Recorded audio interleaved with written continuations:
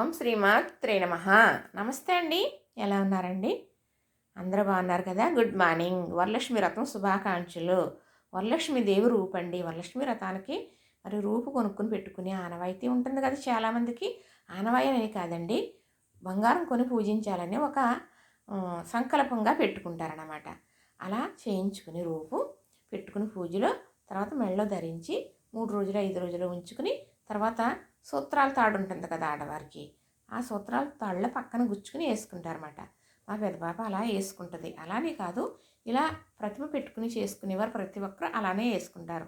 మా చిన్న పాప అలాగే మరి సంవత్సరం ఇలా రూపు కొనుక్కొని పెట్టుకుంటారు. అలా పెట్టుకోలేనప్పుడు ఎప్పుడైనా అవునప్పుడు ఏం చేస్తారంటే, వీలవ్వాలి కదా మరి, ప్రతి బంగారం రేట్లో ఉంది కదా. అయితే గ్రామ్ రూప్ అండి ఇది.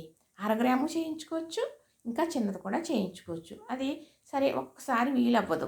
అలాంటప్పుడు మనం ఇంతకుముందు చేసాం కదా పూజ, మొన్న సంవత్సరం కానీ అంతకుముందు సంవత్సరం కానీ మన దగ్గర రూపు ఉంటుంది కదా, ఆ రూపు నీళ్ళని పాలనే శుద్ధి చేసి పూజలో పెట్టుకుని మెడలో ధరించుకుంటే కొత్త రూపు చేయించుకున్న ఫలితం వస్తుందన్నమాట.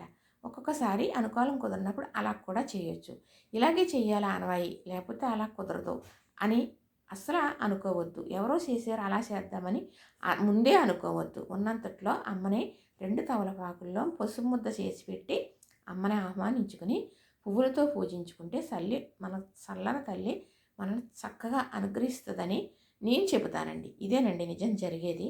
మరి తర్వాత ఇప్పుడు చాలా రకాలు చేసేస్తున్నారు. రిటర్న్ గిఫ్ట్లు ఇవ్వడం కానీ, మరి ఎంతోమందిని పిలిచి తాంబూలాలు ఇవ్వటం కానీ చాలా చేస్తున్నారు. ఇప్పుడు ఇవన్నీ వచ్చినాయి, అలా చేస్తున్నారు. అలా చేయమని ఏ దేవుడు ఏ దేవత చెప్పలేదు.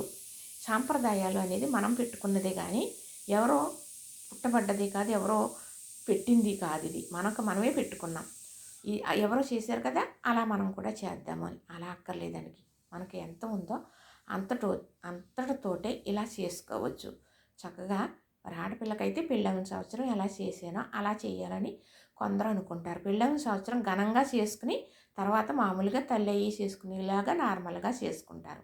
ఏదైతేనేమి తల్లిగా భావించి బయటి వాళ్ళకి కానీ, అదే కన్నతల్లి దగ్గరగా ఉన్నా కానీ తాంబూలం కానీ వాయనం కానీ ఇవ్వటం వల్ల లక్ష్మీదేవికి స్వయంగా ఇచ్చిన ఫలితం మనకి వస్తుందన్నమాట. చక్కగా చూశారు కదా, ఈ ప్రతిమ బాగుందండి మోడలు, ఎవరన్నా చేయించుకుంటారు కదా అని కొనుక్కునే వారి గురించి చక్కగా తీసానండి. చూశారు కదా, నచ్చింది కదా.